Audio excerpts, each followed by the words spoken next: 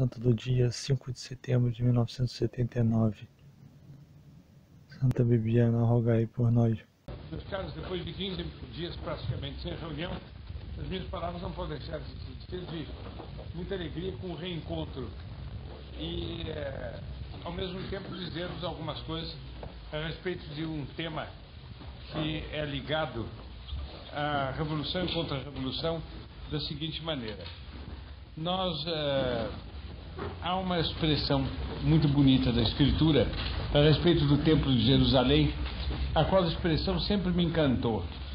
Dizia um dos profetas, não me lembro qual, que ele amava tanto o templo que, se o templo fosse destruído, ele amaria cada pedra em que o templo se desagregasse. E que, se essas pedras fossem convertidas em pó, ele amaria o pó resultante dessas pedras.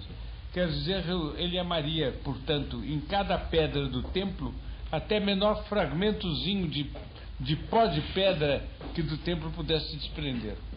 E quando eu li essa afirmação, essa exclamação desse profeta da Escritura, eu tive uma espécie de exclamação interior, como quem diz como isto traduz bem o que nós católicos devemos sentir em relação à Santa Igreja Católica Apostólica Romana. Amá-la de tal maneira que seja como um edifício em que a gente ama as pedras que servem de base até as pedras que servem para a torre, para o mais alto da torre. Amar cada pedra, cada muro, amar cada fragmento de pedra, cada pó de pedra. Tudo isto é matéria de amor, porque esta é a Santa Igreja Católica Apostólica Romana, fundada por nosso Senhor Jesus Cristo. O mesmo se pode dizer também, de algum modo, da doutrina católica. Porque a Igreja, sendo a organização da perfeição que os senhores conhecem, nela tudo é perfeito. E é perfeito de um modo eminente a doutrina, porque a Igreja é um vaso contendo a doutrina verdadeira. E na doutrina da Igreja também, a gente amando o todo deve amar cada parte, e deve amar depois cada partícula e cada pequeno dado do ensinamento da Igreja, a gente deve amar assim como um fragmento do pó da pedra, assim devem ser amadas as coisas. Mas depois, dentro da doutrina da Igreja, aqueles aspectos doutrinários que nós somos mais especialmente chamados a contemplar, a conhecer, a estudar, que são o vínculo de união mais orgânico entre essa doutrina e nossas almas, ainda se deve dizer isso de modo muito mais preciso. E assim, em toda a grande temática revolução contra a revolução, eu não estou falando aqui, portanto, do livro Revolução contra a Revolução. Eu estou falando do tema contra a revolução contra a revolução. Na grande temática revolução contra a revolução, também nós devemos amar tudo, todos os aspectos, todos os lados onde se pode desvendar melhor aos nossos olhos o problema, o tema, o mistério revolução contra a revolução. Isso nós devemos entender, devemos nos enlevar, devemos nos aprofundar, devemos conhecer, etc. E me parece que um dos ângulos por onde nós podemos analisar bem a revolução e a contra-revolução é para nós entendermos bem a contra-revolução, entendermos de que elementos uma verdadeira contra-revolução é feita. É o seguinte: eu estive lendo há pouco tempo atrás, estou lendo, mas em amparo estive lendo e continuo a leitura, uma vida de Santo Antônio Maria Claret. É o grande missionário espanhol do século XIX, fundador dos padres do Imaculado Coração de Maria, que tem a direção do santuário aqui perto de nós. Ele era um santo catalão, era um homem baixo, de popular, ele era de não sei que cidadinha da Catalunha, junto a um rio. A cidadinha existia dos dois lados do rio, era uma cidade de tecelões, mas de tecelões à mão, ainda não era o período da tecelagem à máquina das grandes, era mais um artesão do que propriamente um operário. E ele entrou para a carreira eclesiástica e chegou à alta condição de patriarca das Índias, quer dizer, confessor da rainha Isabel II da Espanha, e teve um papel marcante em vários acontecimentos da Igreja. Ele foi arcebispo de Cuba, e foi ele que, sentindo-se rejeitado pela cidade, pelo povo cubano, ao deixar Cuba de bordo do navio que o devia levar de volta para a Espanha, ele amaldiçoou Cuba e previu o futuro sinistro que aguardava a ilha dos prazeres, da moleza e da formosura que Cuba foi. Desse santo eu li, aliás, uma máxima muito interessante que ele disse que adotou a vida dele inteira. É uma máxima espanhola que eu não conhecia: a Dios orando e con el maço dando. Maço é malho.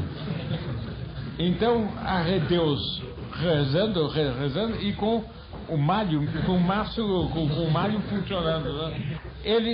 Esse santo, Santo Antônio Maria Claret, era pregador missionário, mas era pregador popular, e era pregador de um gênero que os senhores com certeza não conheceram. Era desse tipo de pregador de, por exemplo, dizer, increpar o povo pelos pecados que estavam acontecendo, etc., e dizer: veja essa cúpula dessa igreja que eu estou falando, por castigo contra vossos pecados, em tal dia vai desabar. E no dia a cúpula ruía. Naturalmente nesse dia não tinha ninguém embaixo da cúpula, vocês podem bem imaginar, né? Ou de repente ele interrompia o sermão e dizia: a senhora lá, ou o senhor ali, está objetando assim contra o que eu estou dizendo. Você não tinha dado nada, nem ela, mas ele tinha conhecimento.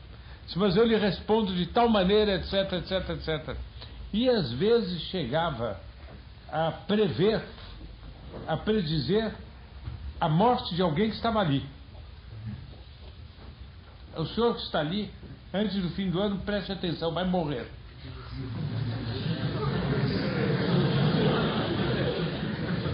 O mínimo, naturalmente, é uma sensação de insegurança, o mínimo, né? Mas pregava mais para a população média e baixa do que para a grande população. E era um pregador popular tão extraordinário que acontecia muitas vezes, quando ele acabava de pregar numa cidade, ele ia, na locomoção naquele tempo ainda era animal, né? Ele ia a cavalo, de burro, ou de carro, a outra cidade. A população da cidade de onde ele vinha o acompanhava até a meia estrada, rezando e cantando, e lá ele encontrava a população da cidade para onde ele ia. Chamam pueblos na Espanha, essas aldeiazinhas.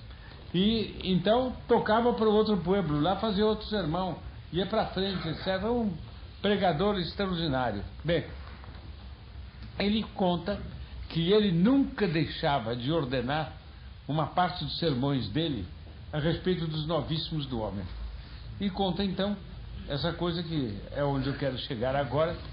Ele conta que havia um padre espanhol, cujo nome ele dá e cujas obras até o meu caro João Clá já mandou vir da Espanha, que era especialista em pregar a respeito dos novíssimos do homem.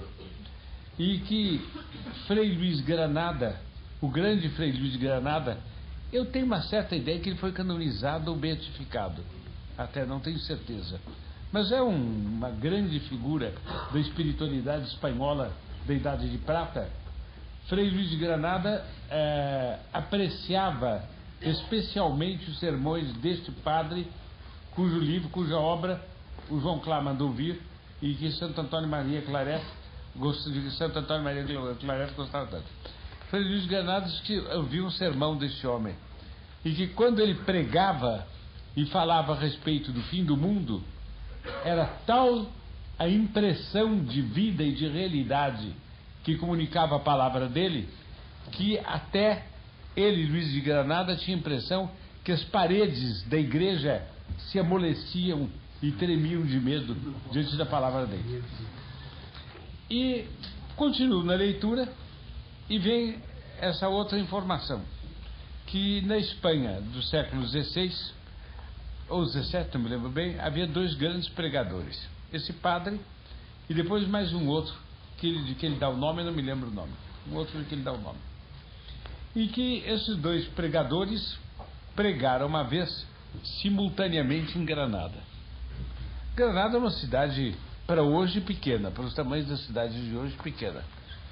É a famosa capital dos reis mouros, a última capital dos reis mouros na Espanha, etc. E que pregaram na mesma noite em igrejas diferentes.